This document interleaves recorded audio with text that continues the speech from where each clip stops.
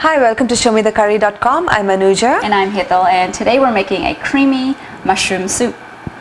Perfect for this time of the year. Absolutely. So these are the two kinds of mushrooms we're using today. We're using the baby bellas, and we're using the regular white button mushrooms, like this.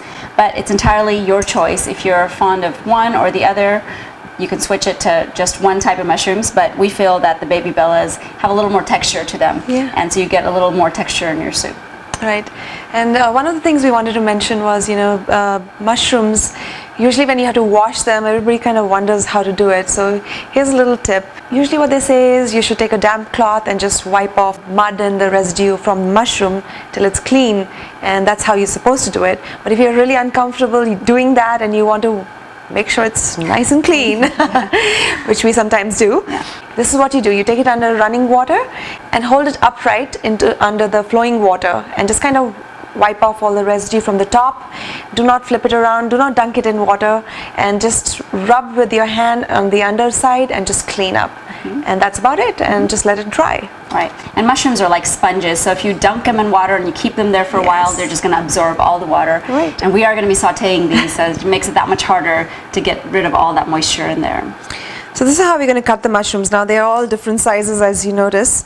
So it's really no hard and fast rule how you cut them, but you can either just slice them if you want. So they're like this.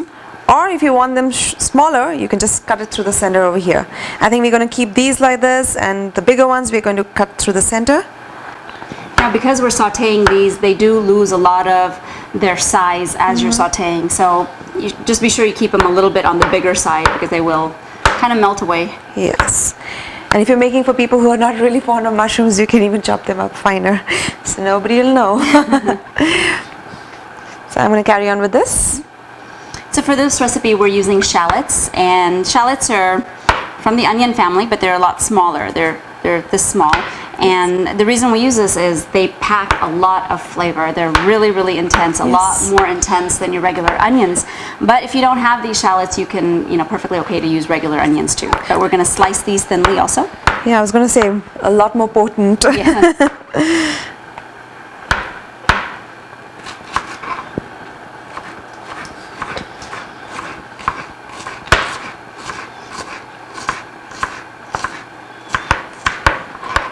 Okay, we have a pan heating up on medium heat. We're going to add 2 tablespoons of butter and allow it to melt. Once the butter is melted, we'll add 2 shallots sliced, and we'll saute these till they turn light brown. Okay, the shallots are browning just a little bit, and we'll add in 1 pound of mushrooms.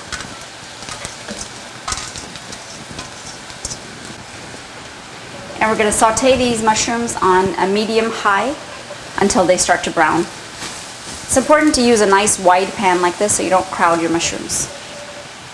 And be sure you keep stirring. And about 3 to 5 minutes into sauteing, the mushrooms are going to let go of some water, some liquid. So you want to keep stirring and make sure all the moisture evaporates, and then the mushrooms will start to brown. And once the moisture evaporates, we're going to add 1 tablespoon of chopped garlic, and about half a teaspoon of salt, 1/4 teaspoon of ground clove, and 1 teaspoon of Italian seasoning. Just going to rub it on my hands to release the flavor. And mix it through. And we'll cook it another few minutes until the mushrooms are really brown and the garlic has a chance to cook through.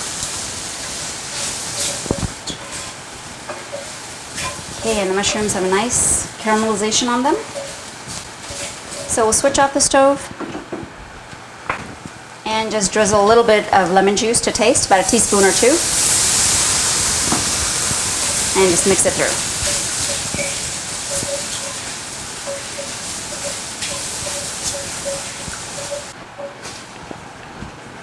And we're going to take these mushrooms out from the pan. So in the same pan, we're going to make the roux. I know it looks a little dirty, but it's actually not. It's all the flavors. So we're going to put 2 tablespoons of extra virgin olive oil. Now you're going to add 3 tablespoons of all-purpose flour or maida. Now it's best to make roux on a very low flame so you have more control, because things happen really fast when they start happening. So this way you have more control over everything. Now we're going to wait for the maida or the all-purpose flour to change a little color, get a little brown in color, and that's a great indicator that things are heading that way towards getting done. And keep mixing, make sure you don't burn anything. That looks done, and I'm slowly going to add the broth. So you're going to use approximately 7 cups of broth. You can use homemade, or in this case we're using the store-bought cans. And we're going to add it very slowly and keep mixing.